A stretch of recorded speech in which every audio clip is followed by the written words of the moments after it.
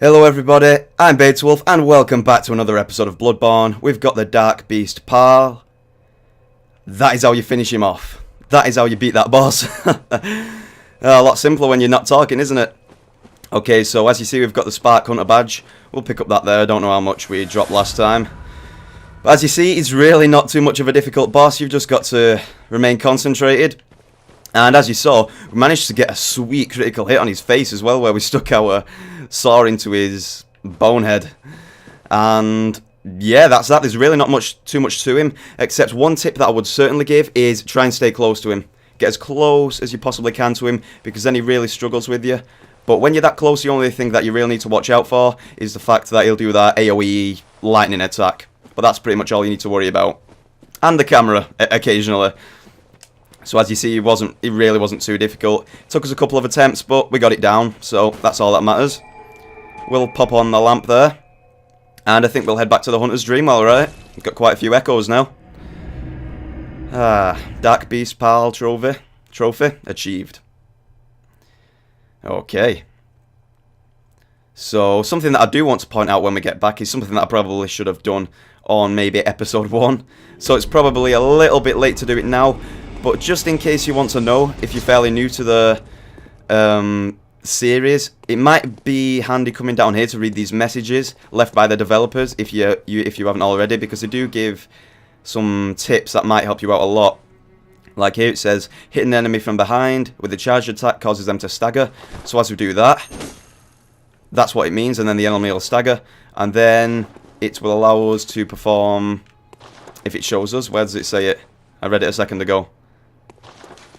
It'll allow us to perform a visceral attack when staggered. So those two messages help you out on how to backstab, as well as giving you a few more tips and tricks as well. Like that one just told us that if you take damage, you're able to gain your HP back by smacking the enemy.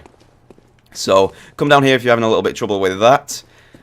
And another message that really helped me out, which is something that I didn't figure out so far, is... No, not that one. Is it this? Yeah, that's it. Gestures and personal effects. So if we click the right side of the central button on the PS4 controller, it's the personal effects, allowing you to equip certain items. But we figured out that. However, we never clicked the left side, which is gestures. What we're finally looking for. There we are. We were looking for these for quite a while, and I was smacking all kinds of buttons on the controller and I couldn't get it, but now we figured it out, so yeah, that's how I feel about it. So, I think we're going to level up with the souls that we've gained from that beast. Very well. Channel some blood echoes. Ooh, we can only spend... Oh, we can get 2 levels out of it, that's nice. Yeah, I'll put it on HP, why not? And that should do us nicely there. Yep, that's the usual dialogue. So, while we're here, we'll take a look at the Spark Hunter badge, which we obtained from the monster that we've just killed. And that is Badge of Friends of Archibald, Church Workshop Eccentric. And it says, badge crafted in secret by Archibald, the infamous eccentric of the Healing Church, for his friends. Archibald was fascinated by the blue sparks that emanate from the hides of the dark beasts, and dedicated his life to the artificial reproduction in a style of inquiry that, incidentally, closely followed the methodology of Burgenworth. Okay, so from that we can get the obvious information that he made it for his friends, but it also says that he was clearly fascinated by lightning, which we also read on one of the weapons that we picked up in the area that we've just been in, which is the Tontirus. And it says something about Archibald as well, doesn't it? Not Archibald, but Burgenworth. So if we can go back to that to take another look. So he seemed to maybe be a bit of a pioneer as far as elemental discovery was concerned, in terms of imbuing it to your weapons, maybe, and equipment. Because Burgenworth then followed with his methodology. Right. Interesting couple of bits of lore there. So, something that I have noticed as well is that... Excuse me? The DualShock 4's been disconnected. It's on full charge, I'm pretty sure, yeah. Oh, crap. Well, there's my name if you want to know it. Oh, well. That's constantly thrown a train of thought now. Ah, yes. When you kill monsters, you know, bosses, you no longer obtain souls for them. Which is obvious, but what I mean is you no longer obtain, like, maybe special blood echoes for them that you can craft into weapons and equipment. So that's also fairly interesting that they've decided to branch off from that and no longer include that in the game. Which brings me back to something else as well, and I'm just going to say it while I walk around this area because I want to see if Gehrman's back. Is that runes also seem to have kind of taken the place of rings in the game. Like, there's no longer slots on your equipment for rings, but there is slots for runes on your equipment, which do enable some effects, like the ability to gain more echoes for each kill and to receive less physical damage. But if I'm honest, they don't seem to have as much of an effect, if you will. Like, they don't seem to be as purposeful as the rings were. So I'm not really too sure about that, because they don't really seem too important. I mean, you do notice a little bit of a difference, but they don't seem to be as prominent as the effects of the runes in the rings in the previous games. So I'm not sure if I like what they've done there with that, the runes on the equipment instead of the rings. But it is what it is. It's a different game overall. It isn't a Souls title anymore. But that was just another thought that was going through my mind. So that is what it is. So now that we've killed that beast, oh, we can't go back to the lantern which we obtained from him. Graveyard of the Dark Beast, that's the one we're looking for. Because although you could equip, well, not in Dark Souls 2 because you could have more rings, but in the first Dark Souls you could have 2 rings. Even though it was only 2, they seemed to have quite a significant effect as to how you played and what benefits they gave you, whereas in this, yes, you can have 4, but it doesn't really seem too important in comparison. Okay, we're back in Old Yarnum at the Dark Beast Lantern. Can we proceed in this direction through said door? We can indeed.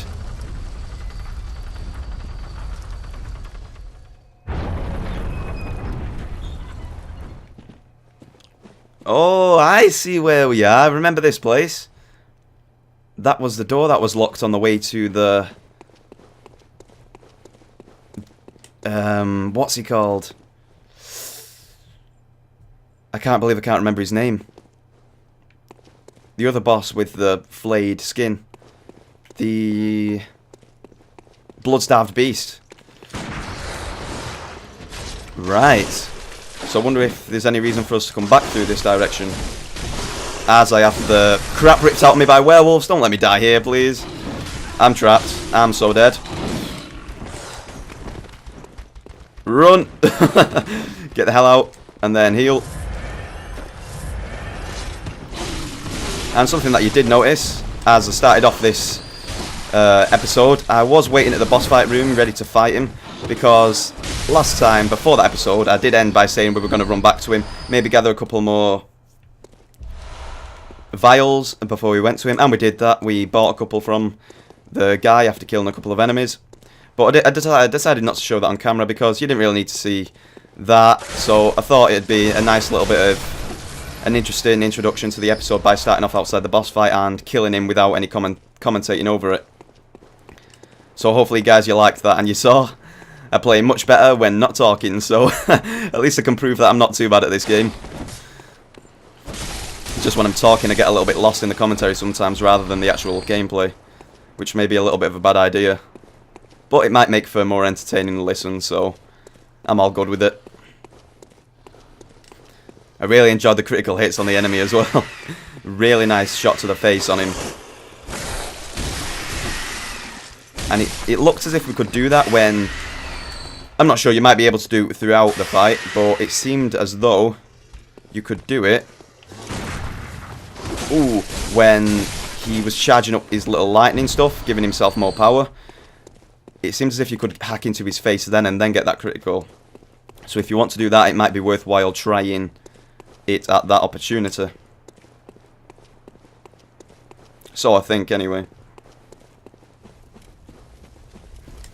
Yeah, once again, he wasn't too hard. Granted, he did kill us twice, I think. Something along those lines. But overall, it wasn't anything too much to worry about. So I think we might be heading back to our Hunter's Dream just for a second.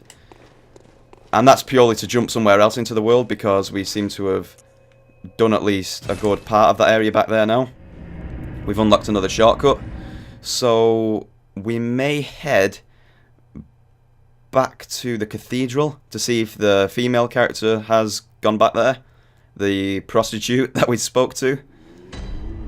We'll see if she's back, but we've also got 10,000 echoes now, so we might as well try and get another level while we're at it. What is it I desire? Oh, look how close we are. We'll get some. Farewell. We'll sell something. Sell items. I'll sell a couple of... In fact, that's probably not advised. We'll sell a couple of blood pellets. That'll get us enough. And while we're here as well, looking at our inventory, a few items in there that I want to take another look at. I have already read these, as you know from watching previous episodes, but now I want to actually use them, which I probably should have done at an earlier state because I've been fairly interested in them, but now the time's come. I want to use the gold pendant and the red jeweled brooch, which allow us to get some blood gems apparently, so let's see what effect they have. The gold blood gem. That looks valuable. And the red blood gem. So let's take a look now to see if we can imbue them into our equipment. Let's take a bit of a look-see. Blood gem fortification. We can do that.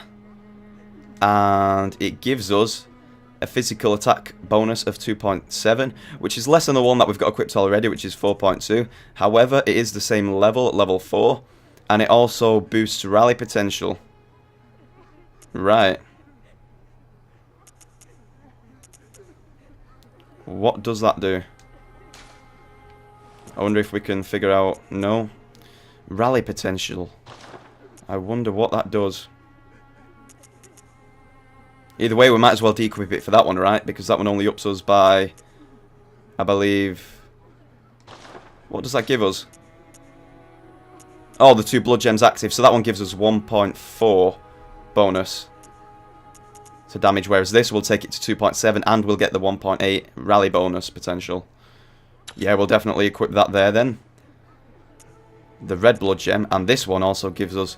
Ooh, that looks very nice.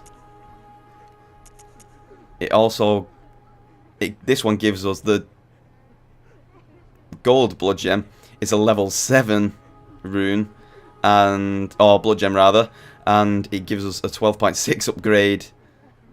a 12.6% upgrade against beasts. Wow, that's a lot of damage. So, what's classified as a beast, though? Would it be all bosses, maybe? You'd think they'd all be beasts. The werewolf-type characters. But then maybe not the more human-type characters. I wonder. We are taking a bit of a hit on damage there, if we do remove that. But we have also gained a little bit by applying the red blood gem over a sharp one, or a tempering one. So I'm really not sure. It does take our damage down a bit. We're taking off that 4.2 for a 12.6% in beasts, and it does take us slightly close to beast as well by the looks of it. We'll equip it. We'll see what it does, because then we can come over here and oh no, I forgot. It's a different shape, so it can only be applied to different weapons. Got it. So there we go. We've got 2 special blood gems on our weapon now. And it does 168 like that. So let's take a look at what it was doing prior.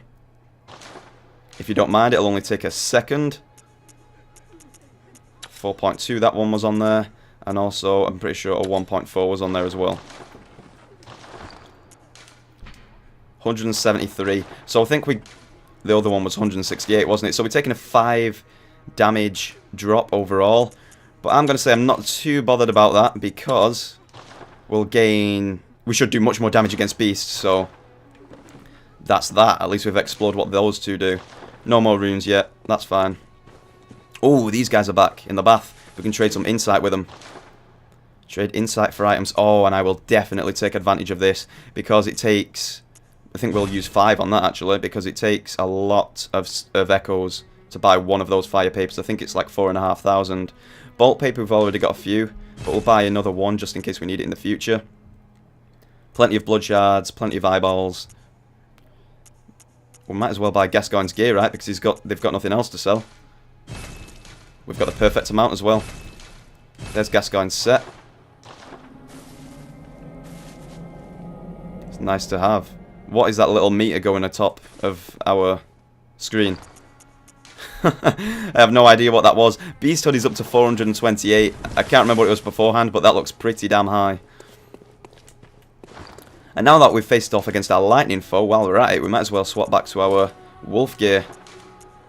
Because I do think I prefer the look of it. I think we've already had a look over Gascoigne's set, right? Hunter attire worn by Father Gascoigne. The dingy scarf is a holy shawl. Yeah, we've read this. And symbol of the healing church, from which Gascoigne would eventually part ways. Father is his title used for clerics in a foreign land, and there is no such rank in the healing church. Maybe we've not read over it. In fact, I don't think we have. Right. So maybe he was a part of the healing church? It's a symbol of the healing church, but it never said... Oh, he said he would eventually part ways. So yeah, he was part of it, but he left. And maybe that was because he wanted to fight off the beast as well. But we know he also ended up becoming one himself. Intentionally or not. I'm not too sure. But there's no such rank for a quote-unquote father in the healing church. I'm sure he will have assumed some sort of rank. But because he was from a foreign land, maybe he was allowed to keep his title. Possibly. Wonder if his other pieces give us any more indication.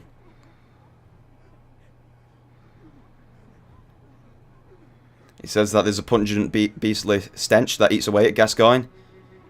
We remember from the boss fight that he was loving the smell of blood, but it turned out to be our blood.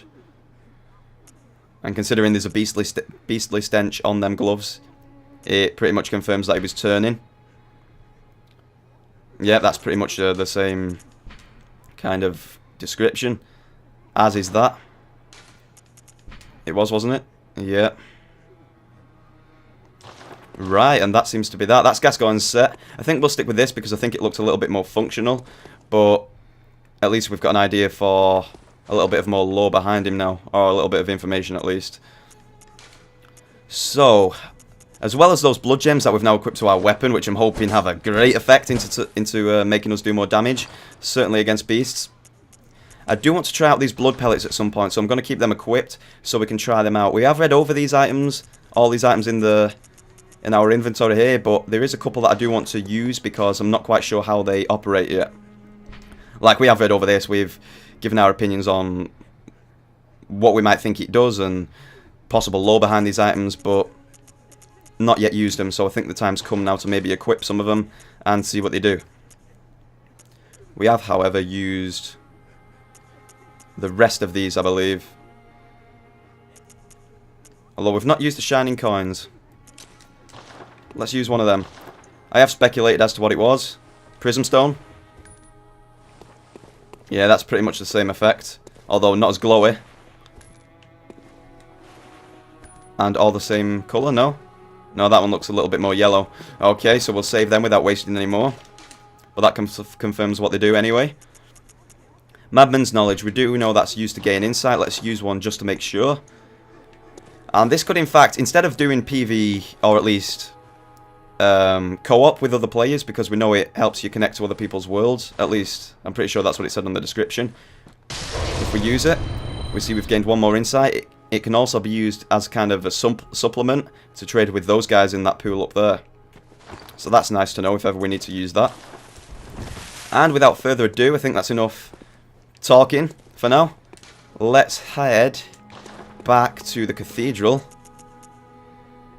Cathedral Ward. Yes, that's the one we want to go to see if the prostitute's there. So we've killed a boss. We've explored quite a few new things. A few items, seeing what they're doing. That's good. We're learning. Learning bit by bit more things about the game, which is always good. Because I did say I'd get around to doing that eventually, and now we've finally done it. We have read the descriptions, but I'm on about the actual use. So now we can look forward to jumping back into the world and killing more monsters. If the loading screen lets us. Come on though, seriously, it's taking a long time. Ah. There we are. There she is. Are you happy now? Have you got a friend in this world? Who to talk to first? I think we'll talk to our new character first. Hold on a second.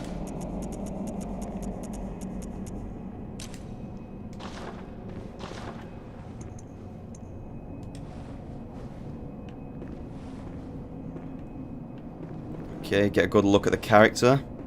Because we haven't seen her yet. She was locked behind the door and we did tell her to come here for safety. And it looks like she's made it here unscathed, so that's good. Let's talk. Oh, hello, dear. You weren't lying. This is a safe place. Thank you. I'm in your debt.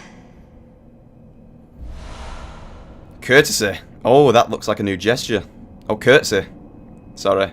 Female gesture. I'd like to tender my thanks, but I haven't much to offer. All I can give is my blood. But would you even take a whore's blood?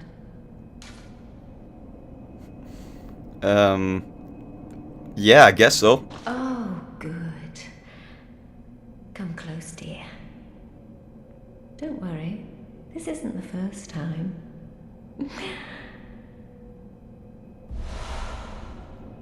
Blood of Ariana. Great. Okay, so we did get another gesture there as well, which was curtsy. And I didn't mean it in like a sexist term, saying it's a female gesture, but it tends to be that males use bows and females use curtsies. I'm not that kind of guy. I respect everybody.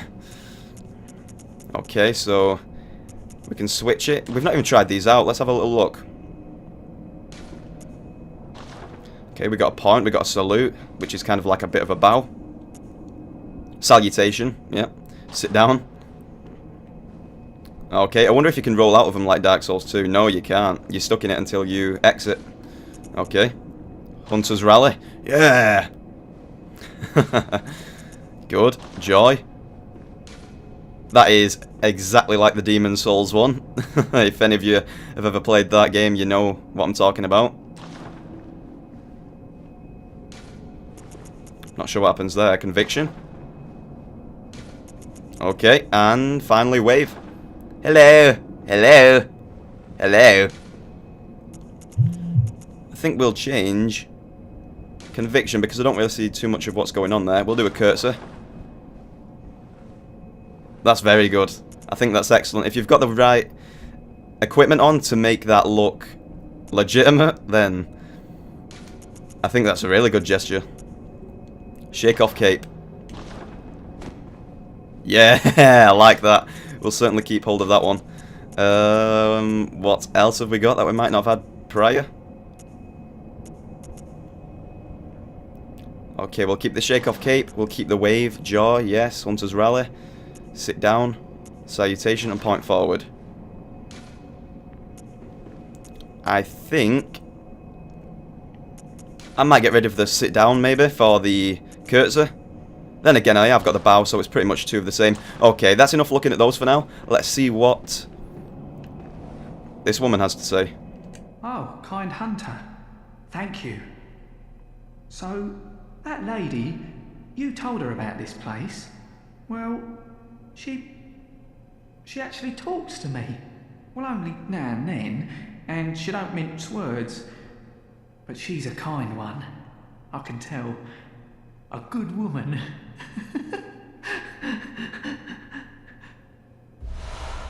Triumph, another gesture.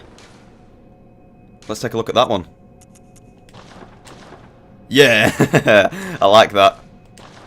Yes. Nice little fist pump into yourself. I think I'm going to keep those ones. I like the setup of gestures we've got so far. You got anything else to say? And it appears like she was looking for a bit of a friend as well. She seemed quite lonely, and now she seems very happy that there's someone talking to her. If you find any saint survivors, well, send them along to Erdon Chapel, will ya? Okay, so she still wants more. And by the way, apologies for the little vibration that you might have heard over the mic in the past few seconds. It was my phone. Sorry about that. Anything else to say? Oh, hello. Sorry, dear. You're much too eager. I've only so much blood, okay? Okay. Let's see what said blood does.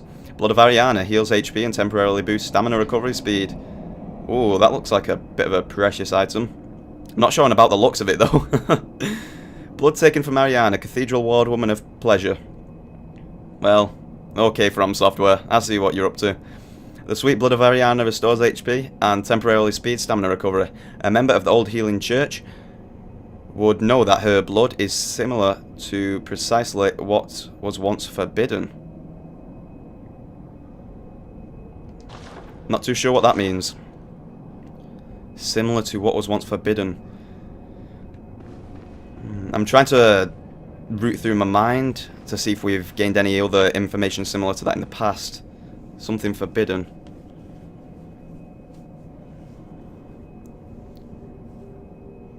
Not too sure. Oh, hello. Hello. Okay, so we've got the same dialogue. At least we've gained a few gestures and a special looking item. And now we've got someone else in the Cathedral Ward. Excellent. I know this has been kind of an episode of kill a boss and examine equipment to see what it does and upgrade your weapon and that kind of thing, and talk to NPCs and look at your gestures and all that kind of stuff. But this stuff does need to be done because it really helps me kind of gather my thoughts on the game as I'm doing all these things. And I do like taking a bit of a break from combat to explore other aspects to the game, like talking to characters and things like that. So hopefully you've not minded too much, because I do enjoy doing this stuff every once in a while. But now that we've done that, we can pretty much head out back into the world and kill some stuff. Oh. Looks like we won't be doing that, I'm afraid, considering we found this character again. She's moved the location. Hello.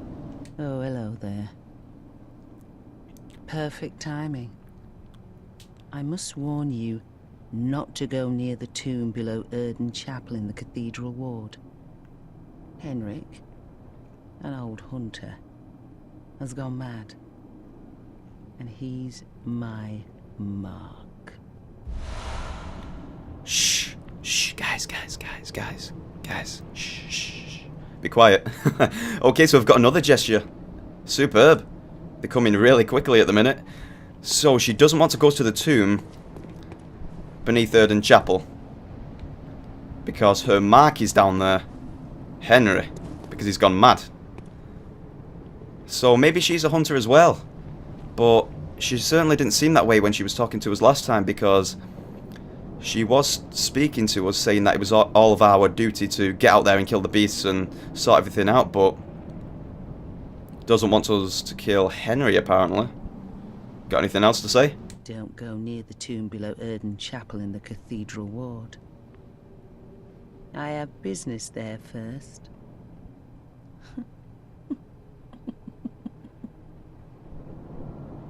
Don't go near...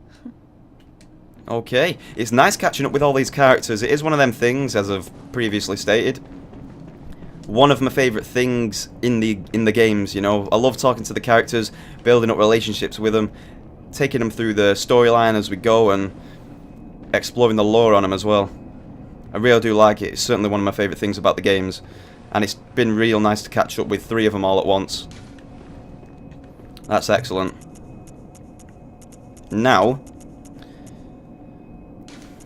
let's take a look at what shh does. Silent. Oh, goodness. Oh, well, it's only one blood vial. Yeah, we'll certainly keep that one. That's too cool to let go. I